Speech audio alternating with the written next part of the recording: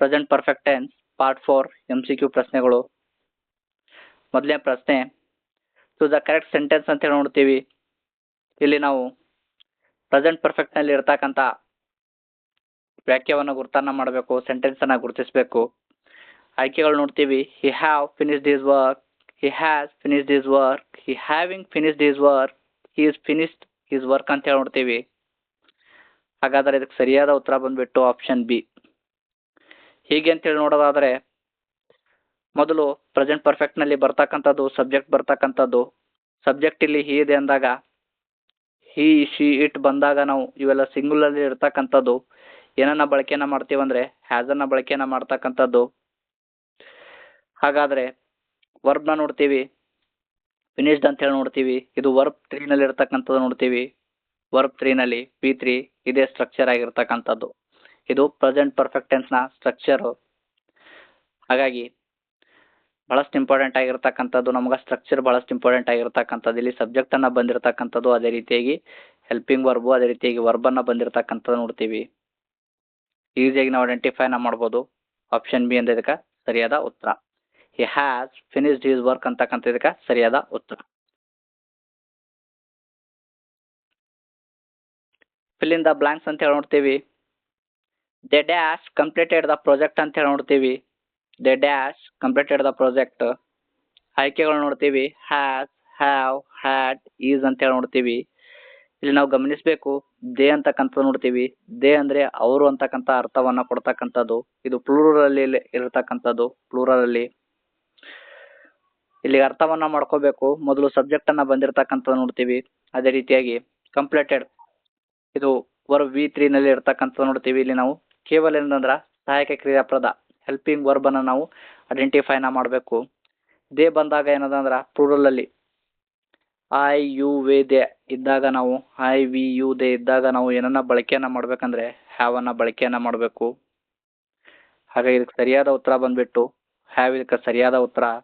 ಬಹಳಷ್ಟು ಇಂಪಾರ್ಟೆಂಟ್ ಆಗಿರ್ತಕ್ಕಂಥದ್ದು. I you we they ಬಂದಾಗ ನಾವು ಏನನ್ನ ಬಳಕೆಯನ್ನ ಮಾಡ್ಬೇಕಂದ್ರೆ ಹ್ಯಾವ್ ಅನ್ನ ಬಳಕೆಯನ್ನ ಮಾಡಬೇಕು. ಪ್ರಶ್ನೆ ನೋಡ್ತೀವಿ. Every one dash finish the exam ಅಂತ ಹೇಳಿ ನೋಡ್ತೀವಿ. ಆಯ್ಕೆಗಳು ನೋಡ್ತೀವಿ. ಹ್ಯಾವ್, ಹ್ಯಾಸ್, ಹ್ಯಾಡ್, ಆರ್ ಅಂತ ಹೇಳಿ ನೋಡ್ತೀವಿ. ಇಲ್ಲಿ ಸಬ್ಜೆಕ್ಟ್ ಏನದ ಅಂದ್ರ ಎವ್ರಿ ಒನ್ ಅಂತ ಇರ್ತಕ್ಕಂಥದ್ದು. ಇದು ಸಿಂಗುಲರ್ ಅಥವಾ ಪ್ಲೂರಲ್ ಅಂತ ಹೇಳಿ ಗೊಂದಲ ಆಗ್ತಕ್ಕಂಥದ್ದು ನೋಡ್ತೀವಿ. ಎವ್ರಿ ಒನ್ ಅಂದ್ರೆ ಎಲ್ಲರೂ ಅಂತಕ್ಕಂಥ ಅರ್ಥವನ್ನ ಕೊಡ್ತಕ್ಕಂಥದ್ದು. ಆದ್ರೆ ನಾವು ಇಂಗ್ಲಿಷ್ನಲ್ಲಿ ಎವ್ರಿ ಪ್ಲಸ್ ಒನ್ ಅಂತ ಹೇಳಿ ಬರಿತಕ್ಕಂಥದ್ದು ನೋಡ್ತೀವಿ. ಎವ್ರಿ ಪ್ಲಸ್ ಒನ್ ಅಂದ್ರೆ ಇಲ್ಲಿ ಪ್ರತಿಯೊಬ್ಬರನ್ನ ಒಂದು ಮಾತಾಡ್ಬೇಕಾದ್ರೆ ನಾವು ಪ್ರತಿಯೊಬ್ಬರನ್ನ ಇಲ್ಲಿ ಒಬ್ಬರು ಅಂತೇಳಿ ಪರಿಗಣಿಸಿ ಮಾತಾಡ್ತಕ್ಕಂಥದ್ದು. ಹಾಗಾದ್ರ ಇದಕ್ಕೆ ನಾವು ಏನನ್ನ ಕನ್ಸಿಡರ್ನ ಮಾಡ್ಬೇಕಂದ್ರೆ ಸಿಂಗುಲರ್ ಅಂತೇಳಿ ಕನ್ಸಿಡರ್ ಮಾಡಬೇಕು. ಹಾಗಾಗಿ ಇಲ್ಲಿ ಏನನ್ನ ಬಳಕೆಯನ್ನ ಮಾಡ್ಬೇಕಾದ್ರೆ ನಾವು ಸಿಂಗುಲರ್ ಅಂತೇಳಿ ಕನ್ಸಿಡರ್ ಮಾಡಿದಾಗ ನಾವು ಇಲ್ಲಿ ಹ್ಯಾಸನ್ನ ಬಳಕೆಯನ್ನ ಮಾಡಬೇಕು. ಹಾಗಾಗಿ ಇದಕ್ಕೆ ಸರಿಯಾದ ಉತ್ತರ ಬಂದ್ಬಿಟ್ಟು ಹ್ಯಾಸ್ ಅಂತಕ್ಕಂಥದ್ದು ಆಪ್ಷನ್ ಬಿ. ಇಲ್ಲಿ ಮೇನ್ ವರ್ಬ್ ಇರ್ತಕ್ಕಂಥ ನೋಡ್ತೀವಿ ಫಿನಿಶ್ಡ್ ಅಂತ ಹೇಳಿ. ಅದು ವರ್ಬ್ನಲ್ಲಿ 3ನಲ್ಲಿ ಇರ್ತಕ್ಕಂಥ ನೋಡ್ತೀವಿ. ಮುಗಿಸಿದ್ದಾರೆ ಅಂತಕ್ಕಂಥ ಅರ್ಥವನ್ನ ಕೊಡ್ತಕ್ಕಂಥದ್ದು.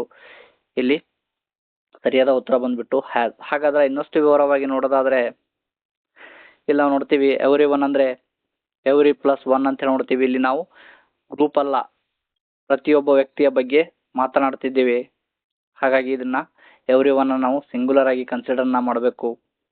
ಅದೇ ರೀತಿ ಈಗ ಆಲ್ ಪೀಪಲ್ ಅಂತ ಹೇಳಿ ಬಂದಾಗ ನಾವು ಪ್ಲೂರಲ್ ಅಂತ ಹೇಳಿ ಕನ್ಸಿಡರ್ನ ಮಾಡ್ಬೋದು.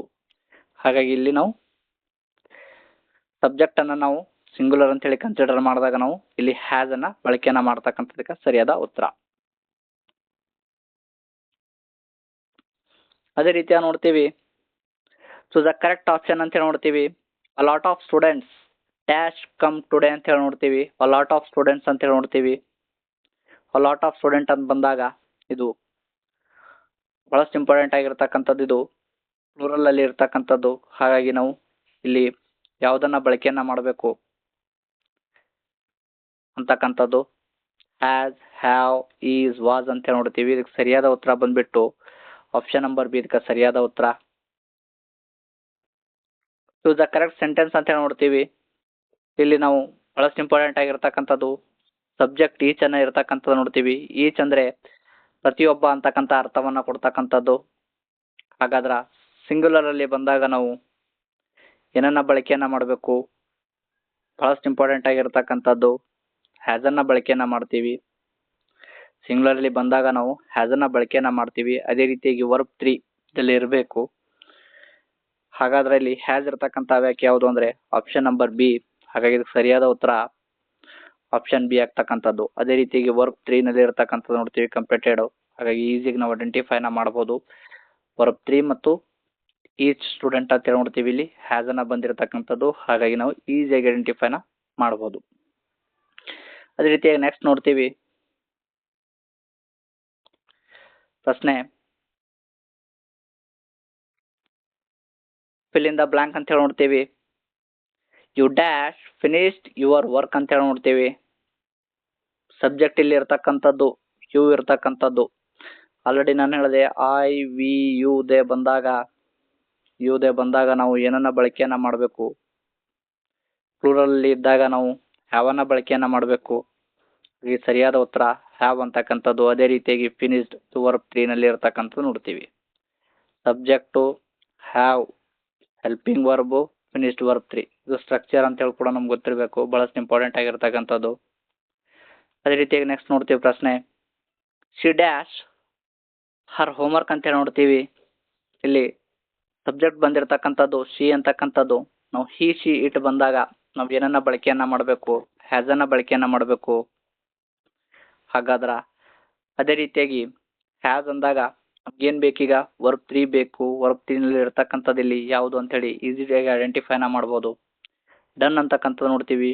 ಡೂ, ಡಿಡ್, ಡನ್ ಅಂತ ಹೇಳಿ ವರ್ಬ್ 3 ನಲ್ಲಿ. ಹಾಗಾಗಿ ಇದಕ್ಕೆ ಸರಿಯಾದ ಉತ್ತರ ಬಂದ್ಬಿಟ್ಟು ಆಪ್ಷನ್ ನಂಬರ್ ಸಿ ಇದಕ್ಕೆ ಸರಿಯಾದ ಉತ್ತರ. She has done her homework ಅಂತೇಳಿ ನೋಡ್ತೀವಿ. ಇದಕ್ಕೆ ಸರಿಯಾದ ಉತ್ತರ. ಅದೇ ರೀತಿಯಾಗಿ next they dash to school ಅಂತ ಹೇಳಿ ನೋಡ್ತೀವಿ. ಇಲ್ಲಿ ದೇ ಅಂತಕ್ಕಂಥದ್ದು ಅವರು ಅಂತಕ್ಕಂಥ ಅರ್ಥವನ್ನ ಕೊಡ್ತಕ್ಕಂಥದ್ದು. ಅವರು ಅಂದ್ರೆ ನಾವು ಪ್ಲೂರಲ್ ಅಂತೇಳಿ ಬಹುವಚನ ಅಂತೇಳಿ ಕನ್ಸಿಡರ್ ಮಾಡ್ತಕ್ಕಂಥದ್ದು. ಬಹುವಚನ ಬಂದಾಗ ನಾವು ಏನನ್ನ ಬಳಕೆಯನ್ನ ಮಾಡಬೇಕು? ಐ ವಿ ಯು ದೇ ಬಂದಾಗ ನಾವು ಇಲ್ಲಿ ಹ್ಯಾವನ್ನ ಬಳಕೆಯನ್ನ ಮಾಡಬೇಕು. ಅದೇ ರೀತಿಯಾಗಿ ಹ್ಯಾವ್ ಅಂತ ಹೇಳಿ ನೋಡ್ತೀವಿ. ಅದೇ ರೀತಿಯಾಗಿ ಇಲ್ಲಿ ವರ್ಬ್ V3 ನ ಸ್ಟ್ರಕ್ಚರ್ ಗೊತ್ತಿರಬೇಕು ನಮ್ಗೆ. ಆಲ್ರೆಡಿ ನಾನು ಸ್ಟ್ರಕ್ಚರ್ ಬಗ್ಗೆ ಹೇಳಿದೆ. Subject plus have, has plus verb 3 ಅಂತ ಹೇಳಿ ನೋಡ್ತೀವಿ. ಇಲ್ಲಿ ವರ್ಬ್ 3 ಇಲ್ಲ. ಹಾಗಾಗಿ ನಾವು ಇಲ್ಲಿ ಏನನ್ನ ಬಳಕೆಯನ್ನ ಮಾಡಬೇಕು? ಹ್ಯಾವ್ ಗಾನ್ ಅಂತೇಳಿ. ಸೊ ಹಾಗಾಗಿ ಆಪ್ಷನ್ ಸಿ ಇಂದ ಇದಕ್ಕೆ ಸರಿಯಾದ ಉತ್ತರ they have gone to school ಅಂತೇಳಿ ನೋಡ್ತೀವಿ. ಇದಕ್ಕೆ ಸರಿಯಾದ ಉತ್ತರ.